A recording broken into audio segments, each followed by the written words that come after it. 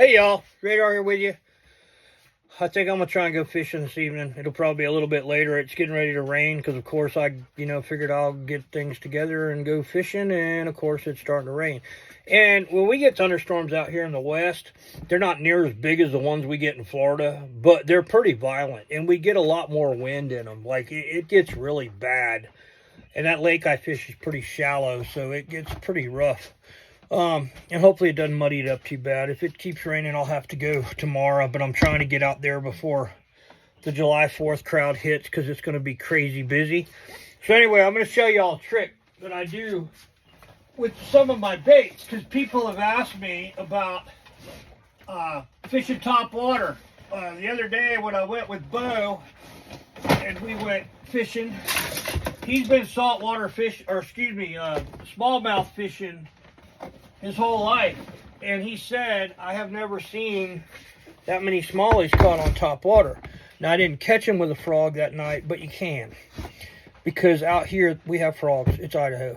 It's just not like Florida where they're year-round forage for these critters. It's usually later in the summer and the fall, although they grow pretty quick, and you could probably throw a frog at any time and get a reaction bite. But I have had professional anglers that you guys all probably know if you follow the Bass Angler Sportsman Society trail or the FLW trail. There's several of those guys that I'm good friends with because I used to fish that stuff too, that have asked me, what do you do to your frogs? Because we threw a frog all day and we didn't catch what you caught. So I've only showed this to a few people. It's not rocket science. It's just kind of what we do to make the frog better. So what we're going to do, I use these live target frogs. Now, as you can see, I have a frog box. I used to throw a frog, was all I threw in tournaments. We initially started with these guys. They're $5. Caught a lot of fish on them. The problem is these hooks on these guys were just not, they won't keep an edge like a live target one will. And you can't keep them as sharp.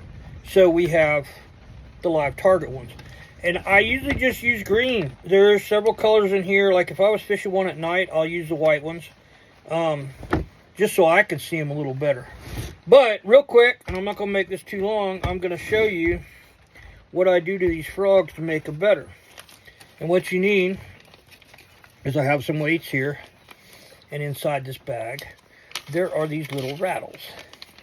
And this is what makes these things work so well, and what I do to change them that really increases the bite, and they attack this thing. You want them, largemouth bass especially will kill a frog because the frogs eat their eggs. So if a frog gets around their nest, not only, or their bed, not only will they like attack them, they'll kill them and eat them. But it's just amazing, they get so mad at them. So what I do to start with, you've got this frog with these long legs on it. We cut these off. I usually don't want the legs longer than the body of the frog, but I'm not going to cut this one as short as I do some of these. But as you can see how short I cut those off compared to how they came in the box.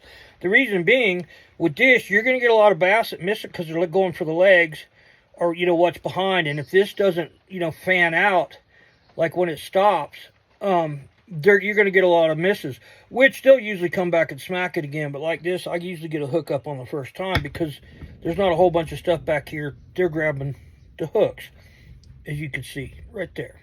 So, and these things on these things are sharp, buddy, and they keep an edge real well. But the key is not only cutting those legs off, these are glass rattles. The glass ones are more expensive, but they work better. I have some that are encased in plastic, and they work well too, but not as well as these glass ones. So what you're going to do is you're going to take this, and you can see it's got a point on it. You can insert these things in worms. You can put them in soft baits. You can do a lot. But what I do is where that hole is right there, I take this and I shove this in there. And you just kind of do it careful because you don't want to tear the frog, which again with these live pointer frogs is really kind of tough. And it takes some doing to get it in there, especially these bigger rattles. So if you can't get it through the top, we go through the bottom. You just got to take your time and get it in there because it's worth it, believe you me. So anyway, my hands don't work near as well as they used to. But anyhow, we shove this rattle through this hole. I know, easy for you to say. And see, it just feeds right in there. And then push it all the way in. Make sure it's in there good. Shake it so you can hear, yep, it's in there. And again, I'm not going to trim these legs right now, but I put that rattle in there. Sometimes I'll put 2 glass ones because then the glass will bang against the glass. And what happens is you've got your legs cut off and you've got the rattle in there. So when you stop this thing and it's just sitting in the water, those rattles are going tick, tick, tick, tick, tick. And we used to play with them, like pull them and stop them and just see how long, because as the frog's kind of floating, it's ticking. And man, they'll come up and destroy this thing. The other thing I do, and again, I'm not going to do it to this one, is you take these weights. They're just little lead weights that have, adhesive on the back of them. You wrap them around the back of the hooks. And you do it down here, and that causes a frog, because these float pretty high, it causes a frog to kind of sit in the water a little lower in the back so that the hooks are exposed. If I'm fishing real deep lily pads, like really thick stuff, because we throw this in stuff that this frog might only hit the water for 2 times in a 80-yard cast, because I'm fishing that thick of stuff, because they'll follow that frog across the lily pads until it hits that open water. And it might be an open water patch that's that big, because when they hit it, they'll just suck it down. And then what we do is we just set the hook, because we're using 85-pound braid, and we have to take the boat in to get them. But if you wrap these around the back of the hook and just wrap it around, if it comes off, who cares? You can put more on there. But you wrap that around the back of the hook, it causes this to sit lower in the water.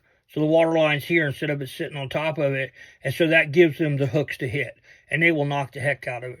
But anyway, that's what I do to my frogs. And it doesn't matter what size. I don't have any little ones. Oh, this is the size I'd use for smallies out here. And again, I haven't trimmed this one. And I've already put the rattles in it. But I use just smaller frogs out here, because we've got big bullfrogs in Idaho, but not a lot of them like you do in Florida. So anyway, that's my frog trick. Y'all try it out. This is all I used to throw in tournaments. I'd throw a frog all day long. It didn't matter if it was sunny. It didn't matter if it was shady. It didn't matter if cloudy, raining, whatever it was doing. And we also take Mega Strike. It's I don't have any right here with me, but the Mega Strike is a fish attractant, and it's kind of slippery, but it sticks on the baits roll. You can see on this frog, there's remnants of it on there. I coat it with that because that causes it to slide across the lily pads and come through the grass easier, so that it's not, when it gets hot in Florida or even here, it gets sticky, and that frog will catch, and then it'll jerk off of there, and you can't really work it across there. So cover it in Mega Strike. You could even use WD-40 if you want to. It's just getting it to slide across there easier. But that Mega Strike, they actually will hang on to it, and you get better hook sets. So anyway, that's my frog trick. Y'all try it. Let me know how it works out in the comments somewhere or something. I know it works. Works great. Make sure you're throwing braid when you throw these things, because I see people saying, I'm going to, get drafted before I catch a 10-pound bass. Throw these, especially in Florida, you will catch a 10-pound bass. I guarantee it. So, Radar here with you. I'm going to try and go fishing tonight. Come back, see if we can check it out. Hopefully about 6:30 Mountain Time, I'll be back out there fishing. If not, we'll try and do it tomorrow. You guys have a wonderful day, and have a really safe July 4th weekend. Try not to, just be careful out there on the water, especially because there's some drunk crazies out there. And I don't want to see anybody get hurt. Y'all have a wonderful day.